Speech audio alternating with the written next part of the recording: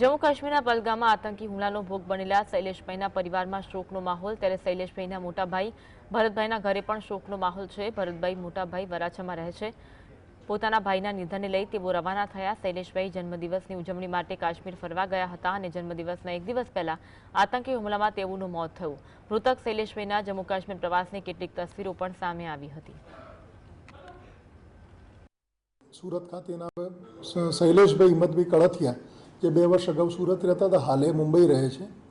એમના પરિવાર સાથે ફરવા ગયેલ એમના ઉપર ત્રાસવાદી હુમલામાં શૈલેષભાઈનું મોત નીપજ્યું છે।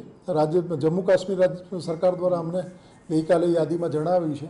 એમની ડેડ બોડી અને એમના પરિવારને લઈ આવવા માટેની તમામ વ્યવસ્થા રાજ્ય સરકારના સૂચના મુજબ રાજ્ય સરકાર દ્વારા કરવામાં આવેલી છે અને એમની ડેડ બોડી સુરત ખાતે લઈ આવવા, એમના પરિવારને લઈ આવવા માટેની તમામ વ્યવસ્થા જિલ્લા વહીવટીતંત્ર અને સ્ટેટ ઇમરજન્સી ઓપરેશન સેન્ટર દ્વારા કરવામાં આવી છે અને સુરત ખાતેની તમામ વ્યવસ્થા પણ એન્શ્યોર કરવામાં આવી છે।